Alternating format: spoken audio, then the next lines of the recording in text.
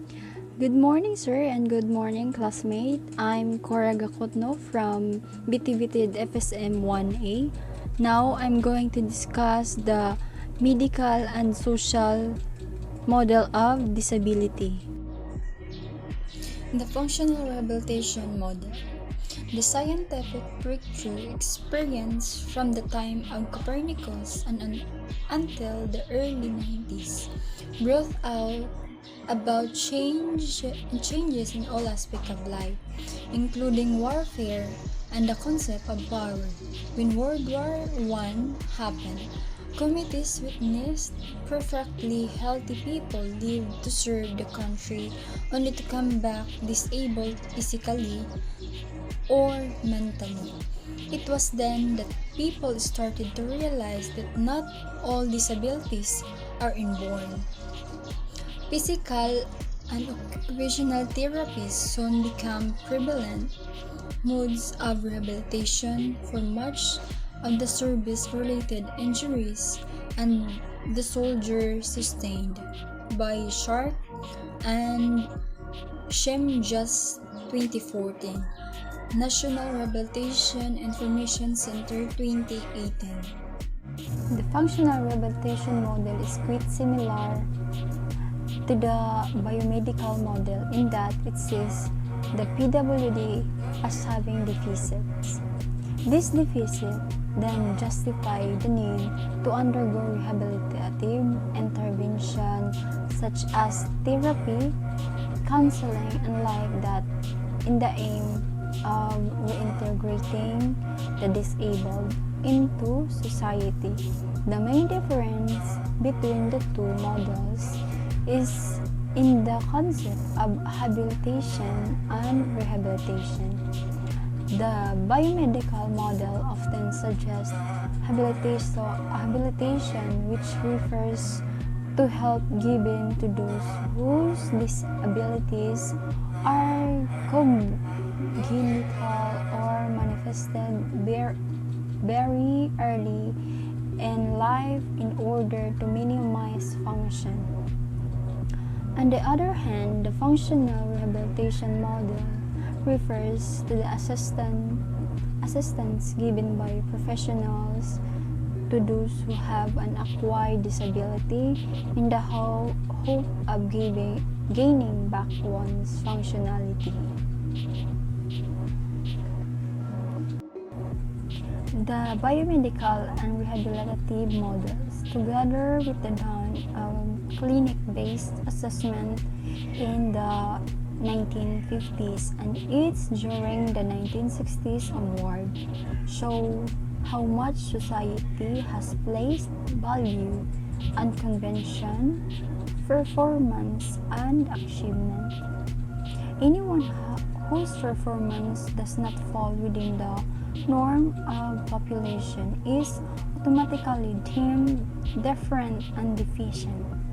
In living spaces, such persons were stoned by society. In educational settings, such students were advised to transfer schools for a more specialized type of education. In workplace, they were segregated or refused opportunity. Either way, both models constantly put the PWD at the disadvantage. They become easy targets for pity or recipients. Charitable work. Moreover, both promote or expert client type of relationship between the non-disabled and the disabled, where the PWD is automatically perceived as if interiors. At the very least, this relational exchange benefits the client as the expert can help improve his or her state.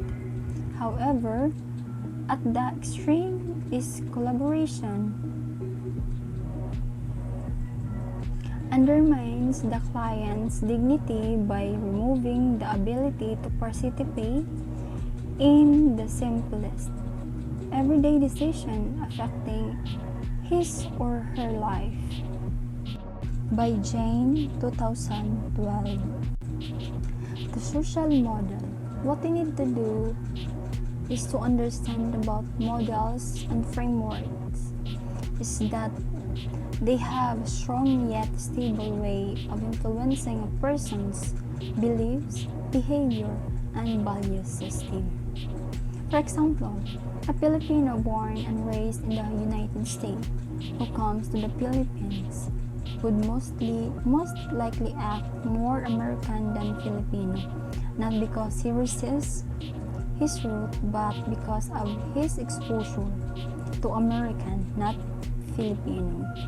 He may not have been raised this way intentionally, but constant interaction with others of particular culture can strongly influence a person's way of life. Right-based model and twin track approach.